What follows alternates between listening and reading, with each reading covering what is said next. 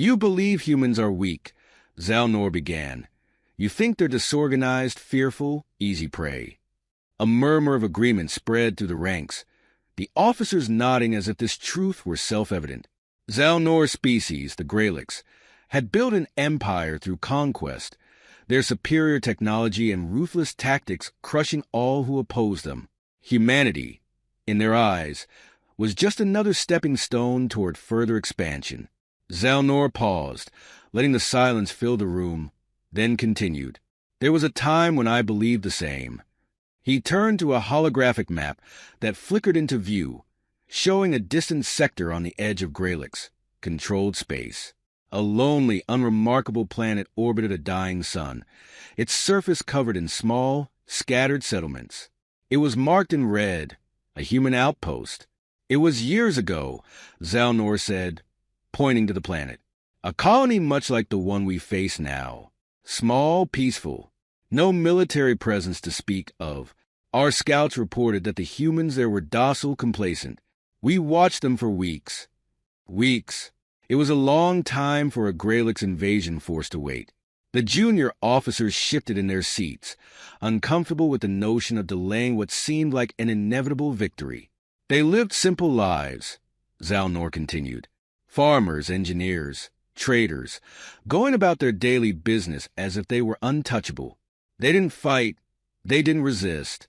Whenever our scouts showed their presence, the humans would retreat, hide inside their habitats, never confronting us. It was almost laughable. They offered us nothing. A sharp chuckle escaped one of the officers at the back of the room, quickly stifled as Zalnor's gaze swept across the room.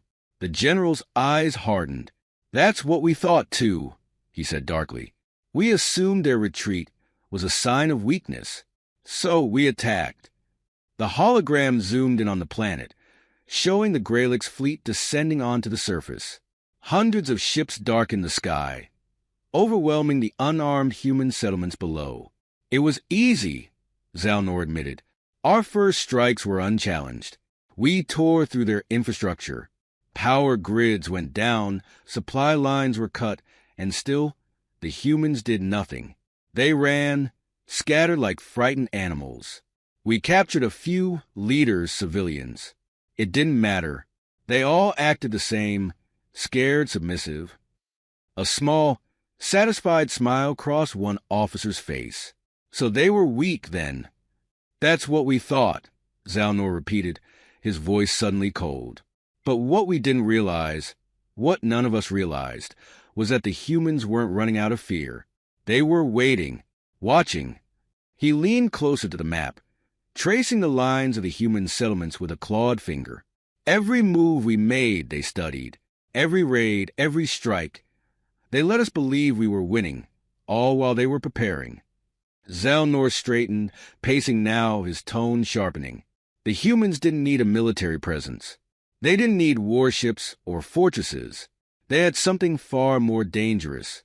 They had patience. The officers exchanged uncertain glances.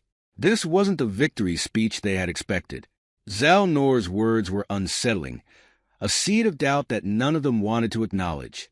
They could have fought us from the beginning, Zalnor said, his voice rising. But they didn't. They let us come. We were so blinded by our own arrogance, by our hunger for conquest, that we never saw the trap. He stopped, standing tall before the group, the holographic map casting an eerie glow over his features. You think humans are weak because they didn't fight back immediately, but that's their strength. They lure you in, make you think you've won before the battle even begins. And when they strike... The room was deathly quiet. No one dared interrupt. Zalnor's voice dropped to a low growl. When they strike, it's swift, brutal, and final. You don't even realize you've lost until it's too late.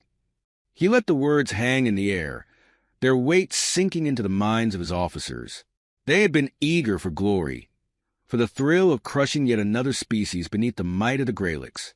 But now, as Zalnor's story unfolded, that eagerness had turned to something colder, something closer to fear. You want to fight humans? Zalnor asked, his gaze hard. Then understand this. Never mistake their calm for submission. What you see as weakness is merely the quiet before the storm. The map blinked off, plunging the room into darkness. For a moment no one spoke. Then Zalnor turned, his final words a quiet warning. When that storm comes, you won't survive it. The alien fleet's commander stood in the observation deck, looking down at the human colony. Smoke rose lazily from destroyed buildings, and the Greylick's war banners fluttered in the wind, symbols of victory. Commander Valtor, one of Zalnor's most ambitious officers, allowed himself a rare smile. "They are broken," he remarked, his voice full of confidence. "Their defenses were a joke. It's only a matter of time before they surrender completely." Zalnor, standing silently beside him, didn't respond. His gaze remained fixed on the planet below, but his mind was elsewhere, recalling every move the humans had made or hadn't made. Valtor misinterpreted his silence as approval. "We underestimated how easy it would be. These humans, they're soft. They crumble at the first sign of real power." The Greylick's invasion had unfolded exactly as planned, or so they thought. Initial raids on the human colony had been devastating. The outpost communications were cut, their energy grids disabled, and their leaders captured.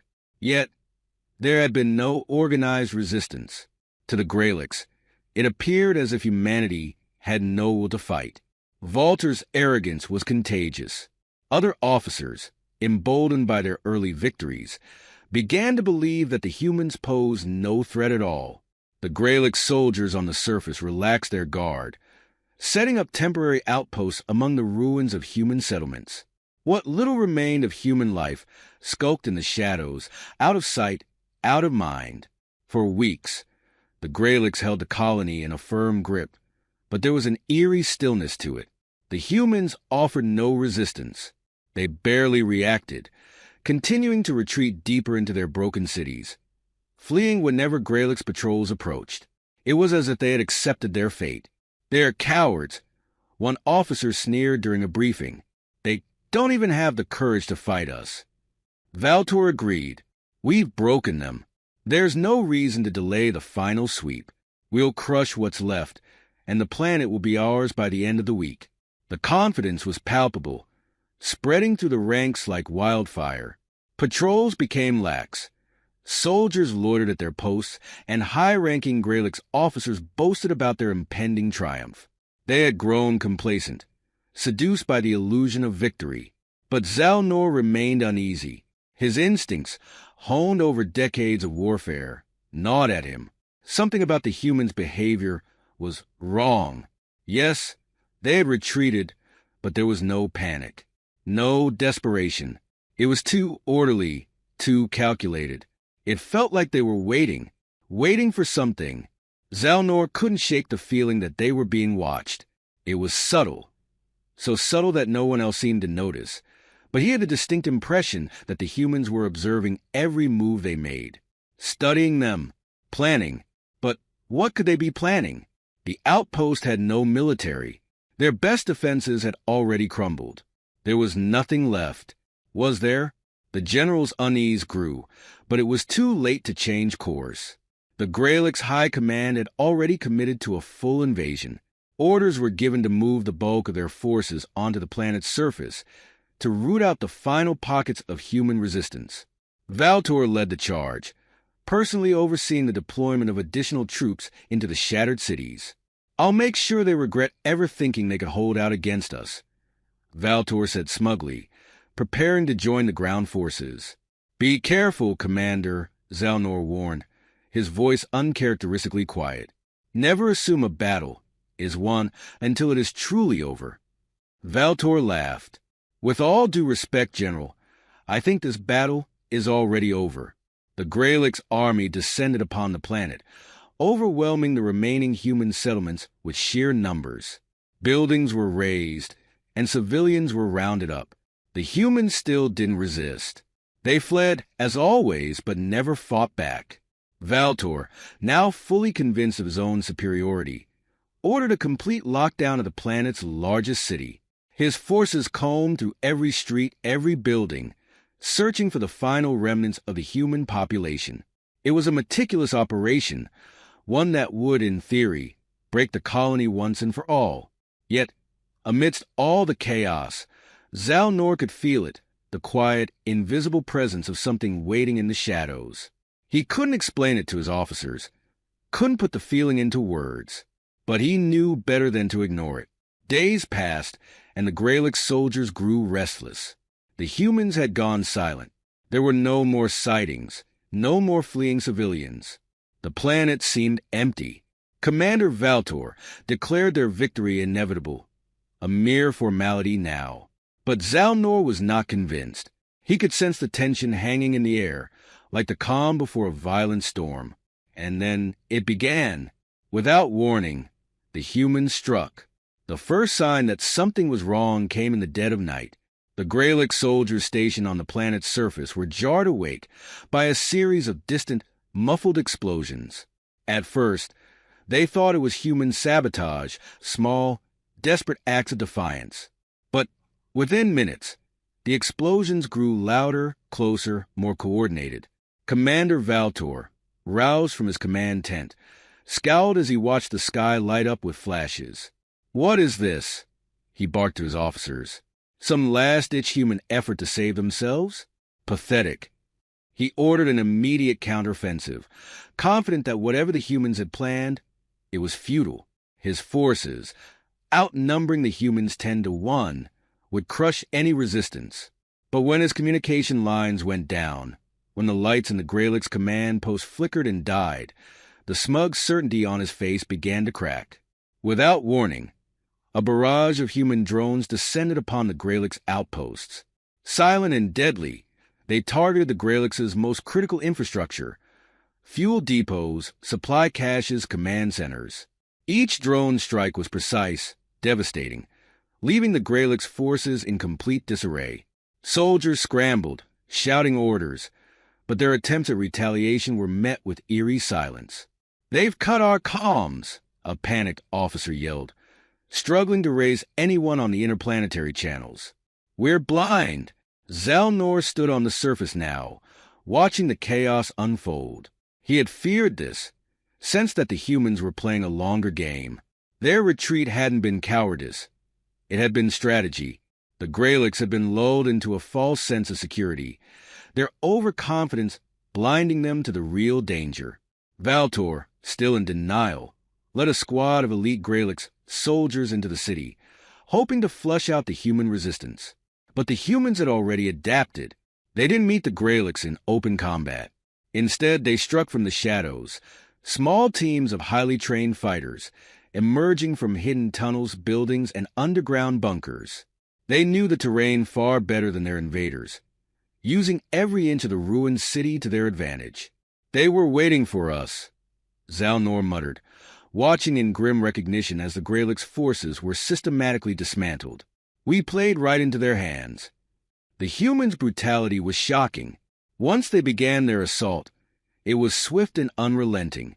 They didn't give the Greylocks time to regroup, to form a coherent defense. They didn't offer mercy. Every Greylock soldier they found was eliminated with ruthless efficiency. There was no hesitation, no negotiation. Valtor's squad was ambushed deep within the city. The human forces hit them from every direction, utilizing guerrilla tactics that left the Greylocks disoriented and terrified. One by one, the Greylock soldiers fell, their advanced armor and weaponry useless against the humans' calculated, savage strikes. As the bodies of his soldiers piled up, Valtor's bravado shattered. "Fall back!" he screamed, trying to rally the few survivors. But it was too late. The humans had surrounded them, cutting off every escape route. Valtor himself was cornered in a narrow alley, his once proud posture reduced to trembling fear. The last thing he saw was the cold, unblinking eyes of a human soldier as the blade descended. Back at the command center, Zalnor received the report of Valtor's death with little emotion. He had expected this outcome. The Greylocks had underestimated humanity's resolve, and more critically, their ability to turn weakness into strength. For weeks they had waited, letting the Greylocks believe they had won, all the while preparing their lethal counterstrike. By dawn, the human assault was over. The once mighty Gralix forces had been decimated, their command structure obliterated, the few remaining soldiers scattered, hunted down one by the relentless human fighters. The planet, which had seemed so easily conquered just days before, was now a graveyard for Gralix ambitions. Zelnor, one of the few survivors, stood amidst the wreckage, surveying the devastation.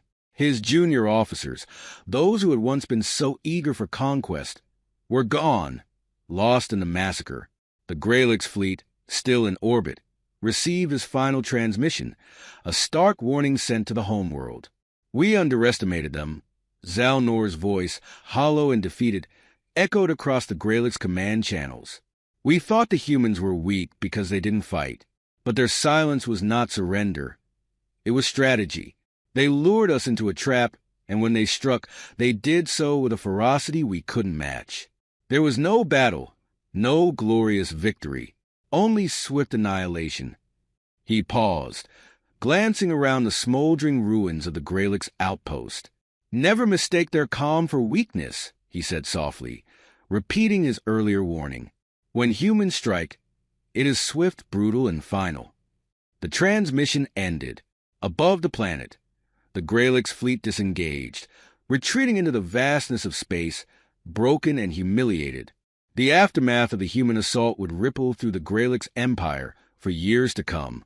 They had learned the hard way that humanity was not to be provoked. Their patience was not submission, but a deadly calm before the storm, a storm that no one, not even the mighty Gralix, could withstand.